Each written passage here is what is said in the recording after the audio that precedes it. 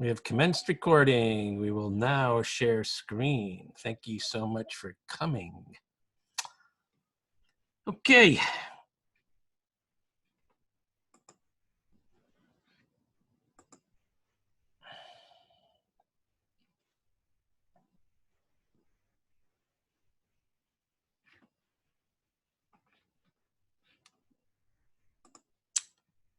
Well, that did not work, so hold on.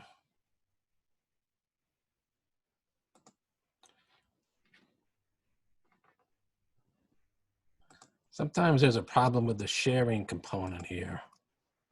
Let's try this again.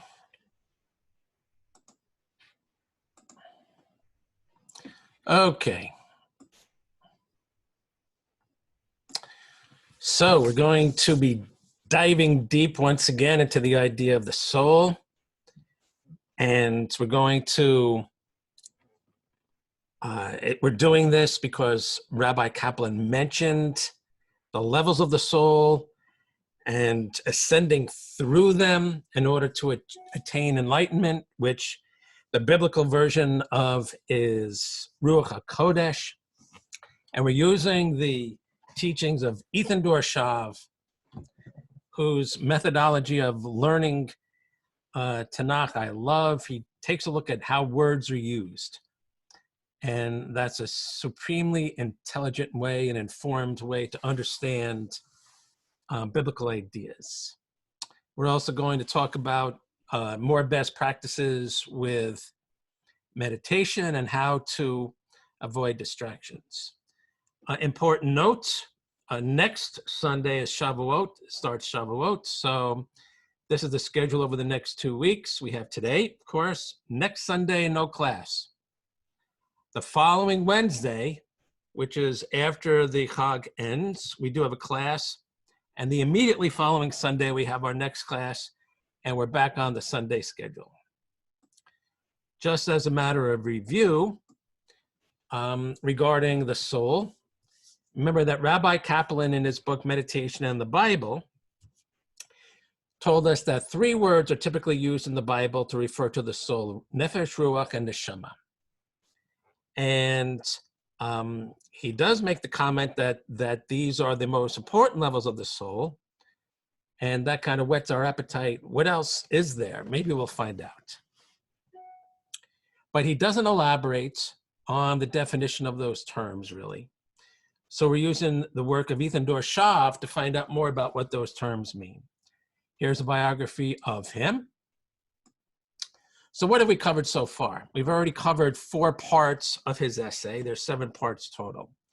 In the first part, he told us that contrary to common belief, there is a very sophisticated, multi-layered idea in the Bible of the soul, of a metaphysical philosophy. And you have to be able to connect the dots. You have to do your work, and you have to engage in study in order to find out what this is. Like many things about the Bible, it's not just on the surface. You have to go behind the scenes. He also points out that there's a popular belief that there's a body and a soul, there's a dichotomy. We don't have that. The biblical version actually has 4 levels, and starting with this physical sphere. So he instructs us to suspend the conventional thinking about the soul that's been circulating these days and really take a look what the Bible has to say. Okay. And the second part, this is what he said. There's a 4-element hierarchical construct, different than the Greeks. However, and it is composed of earth, water, wind, and fire, which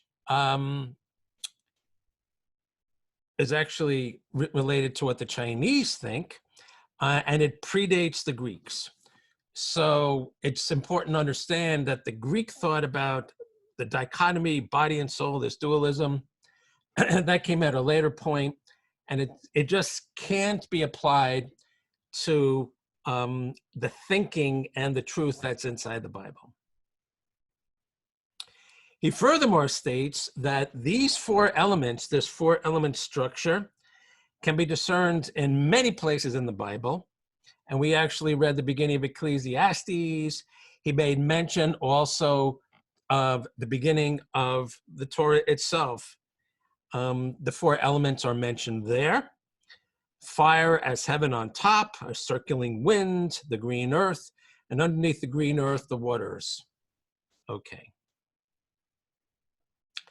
This is what he said in part 3. There's a body-plant analogy. This biosphere that we're in with our bodies, we are connected to the plant kingdom. And there's many ways that the Bible tells us this. One is that the word zera, or seed, refers to both the seed of plants and the seed of people.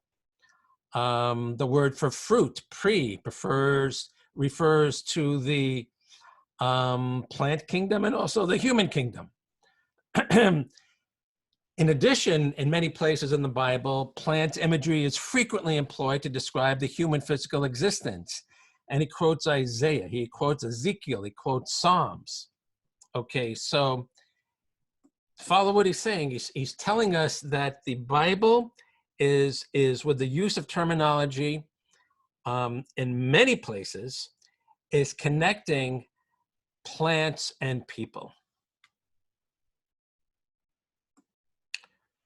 We are in some essence of plants. We have atzim, we have the bones, and we have basar, the fleshy part that's supported by the bones. And in this regard, we are part of, we share a common existence with the plants. Okay. And in prior classes, we brought up how interesting it is that our everyday experience tells us this, because what happens when a body decomposes, it goes back into the earth. It came from the earth, it goes back to the earth. There's an idea about, from dust you came, from dust you will go. It's not necessarily dust, it's plant life. It's plant material. From plant material we came, at least on this level, and back to plant material we go when we die. Okay. So there's a certain decomposition and recycling going on in the plant sphere. So our question was, does that also take place in the other spheres of the soul? In part 4, we kind of found that out. That's where the nephesh is, the part of us related to water. And again, he's quoting how water, the word nephesh is related to water in many places. Water stands for life, the flowing life force. It's for animation, the capacity for independent movement. So nephesh is not like a uniquely human soul. It's something that we share with other water/creatures. Now, this is not restricted to creatures in the water. It's restricted, it's broadened to creatures that have water or blood. Okay. So, and he refers to many examples where the word nephesh refers to animals that have blood. Now, it's interesting, he includes insects here, and I'm trying to think of insects. I guess there are some insects that you could squish, and there is some kind of blood or some kind of water element to them. So nephesh refers to the water sphere, and when we die, what happens to that nephesh within us? What happens to the blood within us? It goes into the separate water sphere of the earth. So there is a recycling component, and he uses several biblical quotes to show us that the nephesh is in the water sphere. When we die, the nephesh through the water returns to the water sphere. So there's also a recycling there. Our plant essence comes from and is recycled into the plant sphere. Our water essence, the nephesh, comes from and is recycled into the water sphere. Okay, so you can see what's happening is that he's blowing our mind with regards to conventional thinking about the soul. You know, people think it's like something that goes into you like some kind of particle and then leaves you. And the idea of a shared soul is, you don't come across that. But here, using biblical references, he's showing us that when we say soul, it's multiple dimensions and that are shared with some of our environment. The plant part of us shared with the plant environment, the water part of us shared with the water environment. And he's consistently proving this by showing how the words that refer to these existences are used in the Bible consistently. Okay. So let's move on to the next level, Ruach. So we're going to go back to his article and let's see what he has.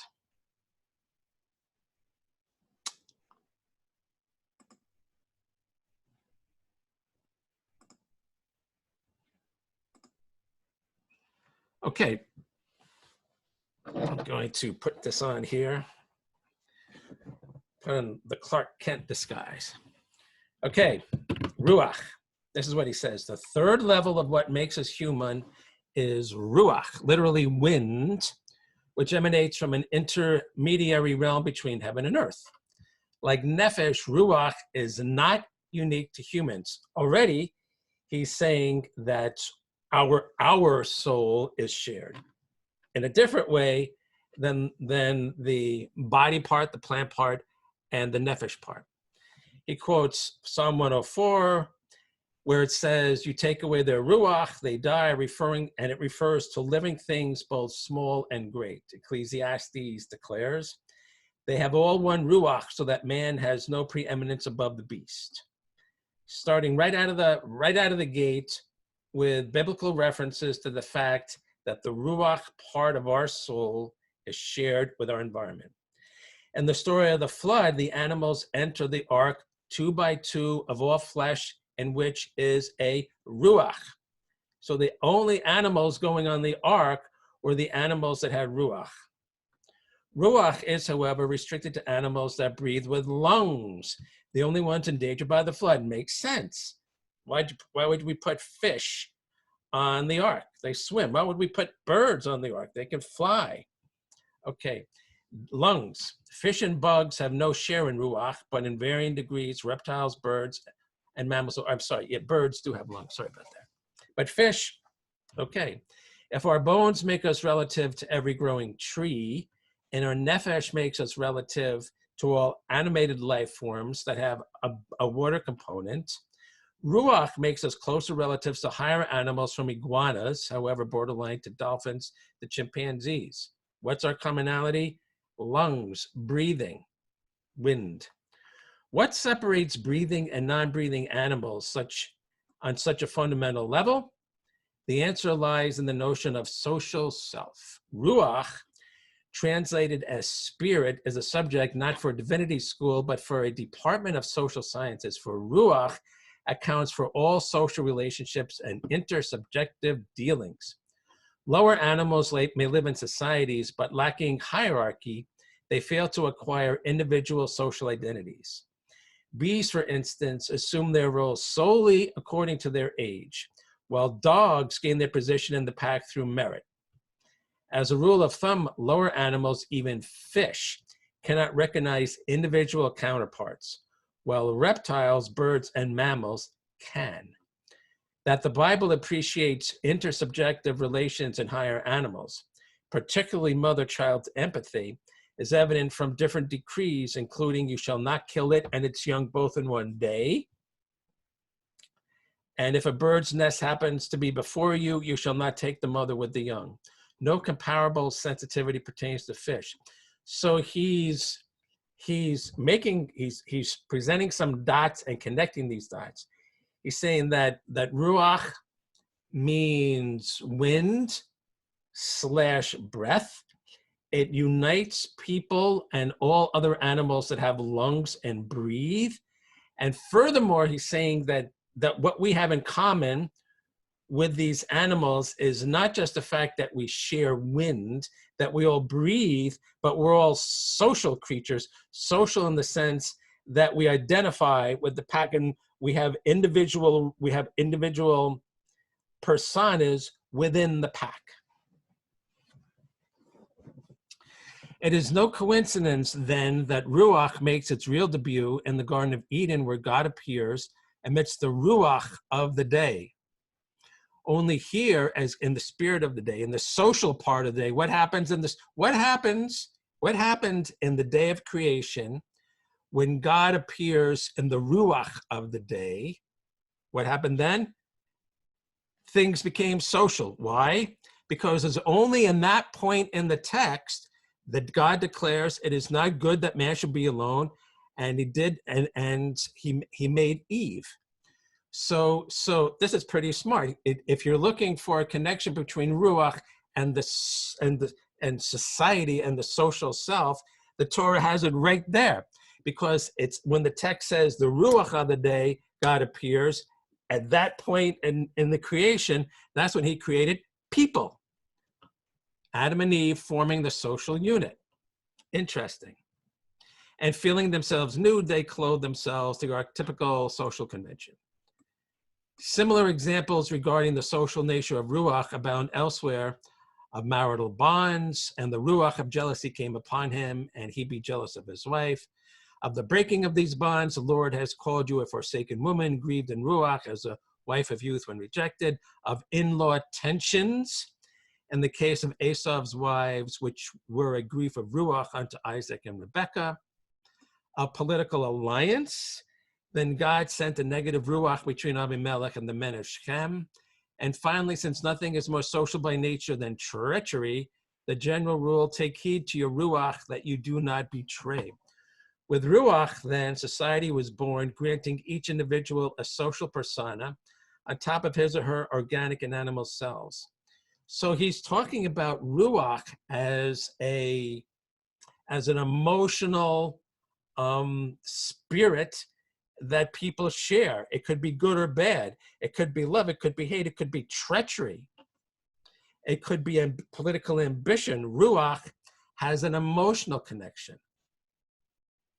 And our common sense, everyday experience tells us that. Why?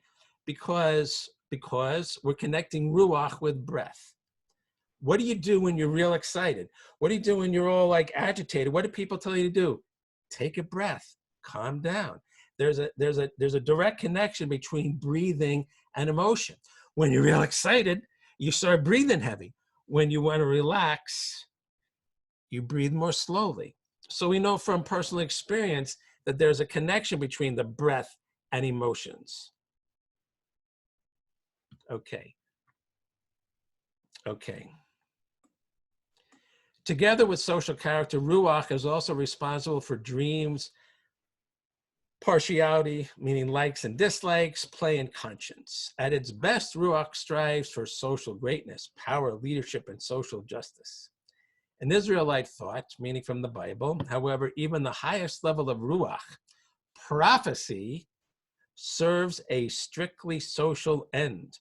Isaiah makes the connection clear regarding the coming of the Messiah. And Isaiah says, and the Ruach of the Lord shall rest upon him, the Ruach of wisdom and understanding, the Ruach of counsel and might, the Ruach of knowledge and the fear of the Lord, and shall make him smell. Okay. We'll get into that, a connection between smell and spirit. Fear and employing fear of the Lord. And he shall not judge after the sight of his eyes, neither reprove after the hearing of his ears. But with righteousness shall he judge the poor, and with the ruach of his lips he shall slay the wicked. So the prophet Isaiah is using ruach to show the high level of social conscience and social duty and social servitude the Mashiach, the Messiah, will have.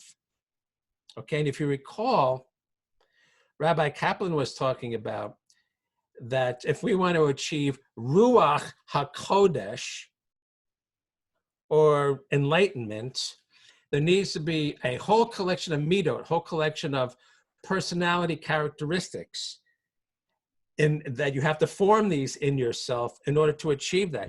And that's what Isaiah is saying. Somebody who achieves Ruach and therefore can prophesize, Ruach HaKodesh, and prophesize, has this high level of social responsibility and high level of characteristics that we want somebody in society to have.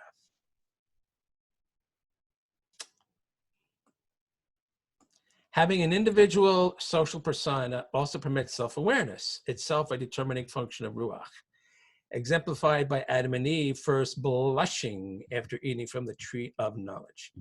As anyone who has practiced meditation, that's us, knows, awareness and consciousness are connected to breath. Unlike metabolic earth and circulatory water systems, we can consciously control respiration. How interesting. How interesting. So he's already made the point that once you get to that level of existence in the soul of Ruach, spirit, social self, things become a little bit more advanced, and it becomes more of a question of personal responsibility and personal achievement within the society. Okay, he's also saying then, okay, so we have a certain willful action. We take control. And he's saying, but in the prior two levels of the soul, things kind of run automatic. It's like the autonomic system. Your metabolism is your metabolism. You can't consciously say, digest, it works. And your circulation, the water system, just works. But here, at this level of the breath, we assert individual control. You can hold your breath. You can't hold your digestion.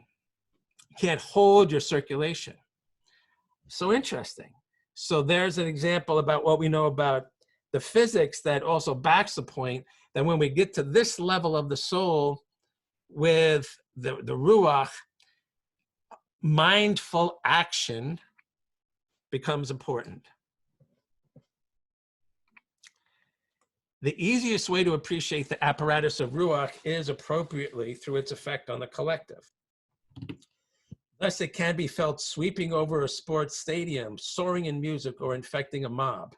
We've seen this, and we used the example not too long ago about how you have a Ruach Rove in a stadium. You can have people, let's go Yankees, in the bleachers, and soon it'll spread across the whole stadium. That's a good example. In these situations, the power of Ruach may run both ways, from a Ruach-infused leader to the masses or vice versa, from the accumulative spirit of the group to the leader.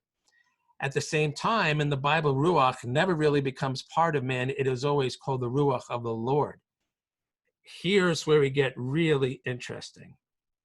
For example, and the Ruach of the Lord came mightily upon him, and he tore the lion apart. This added spirit was a momentary gift, a burst of bravery, a feeling that he could achieve anything.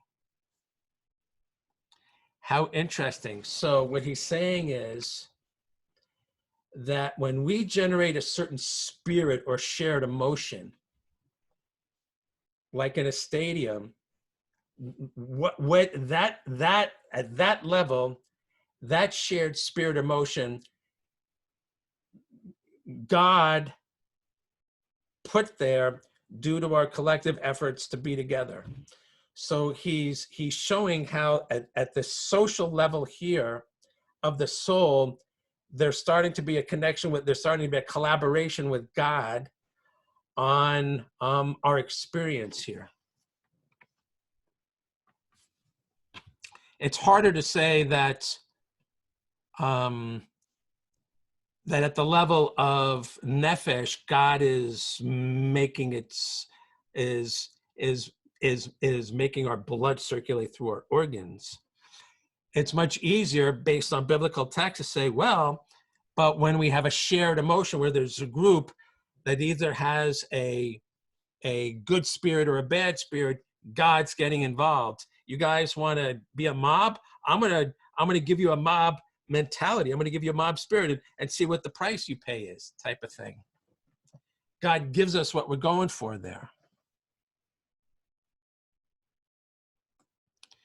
In other instances, spirit proves to be a transferable, quantifiable commodity, as in the case of Moses.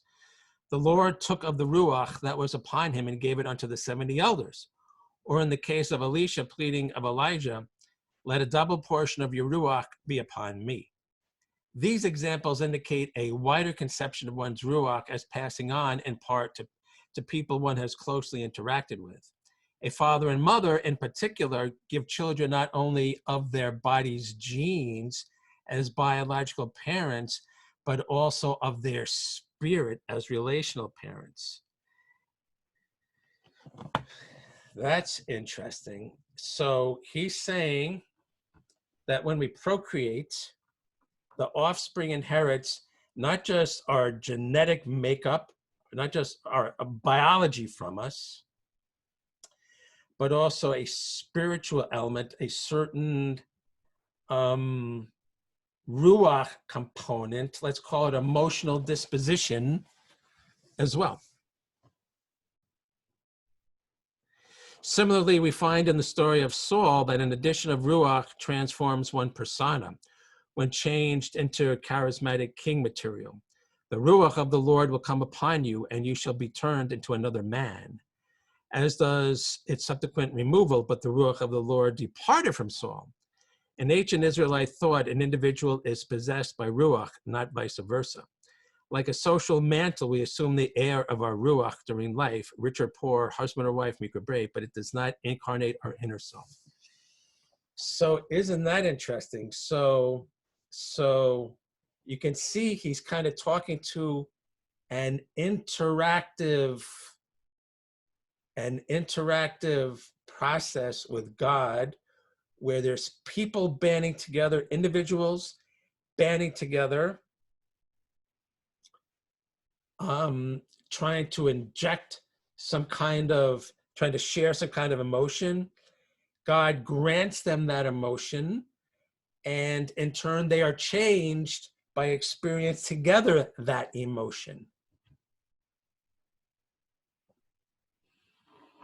Okay, but finally, as he points out,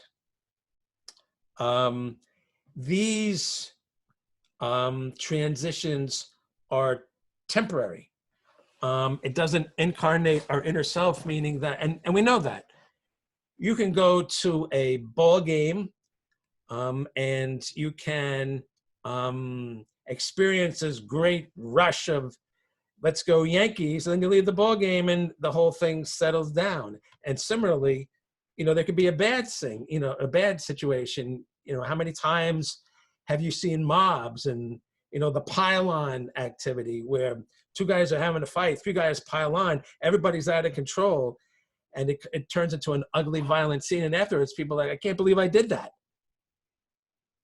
So these moods, these emotions, these spirits, for good or bad, are temporary, and they don't affect our inner self, which is what he's going to get into next, which is what we're going to get into next time, which again is not next Sunday, it's the following Wednesday. All right, so that is section 5. Let us now learn about meditation.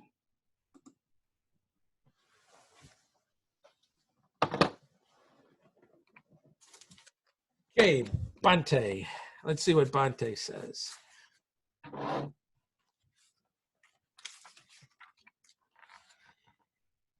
This is a maneuver to deal with distractions when you're meditating. Canceling one thought with another. Some thoughts just won't go away. We humans are obsessional beings. It's one of our biggest problems. We tend to lock onto things like sexual fantasies and worries and ambitions. We feed those thought complexes over years of time and give them plenty of exercise by playing with them in every spare moment. Then when we sit down to meditate, we order them to go away and leave us alone. It is scarcely surprising that they don't obey. Persistent thoughts like these require a direct approach, a full-scale frontal attack. Buddhist psychology, and again, he's a Buddhist, has developed a distinct system of classification. And by the way, as you'll find out, it doesn't clash with what we think. They have a distinct system of classification. Rather than dividing thoughts into classes like good and bad, Buddhist thinkers prefer to regard them as skillful versus unskillful. We might say kodesh versus chol. An unskillful thought is one connected with greed, hatred, or delusion. These are the thoughts that the mind most easily builds into obsessions. They are unskillful in the sense that they lead you away from the goal of liberation. Now, when he says liberation, it's very, we're going to get into this. He talks about being able to be able to see reality exactly as it is, liberated from that mindset and the way your mind works that helps, that prevents you from appreciating reality exactly as it is. That's what he means by liberation. It's an internal liberation of your own phony stuff that's not real, so you can appreciate reality. That's a very Jewish idea. Rabbi Kaplan talks about it, and he quotes the Rambam, actually. So that's what he means by liberation, which we're going to have a segment on that.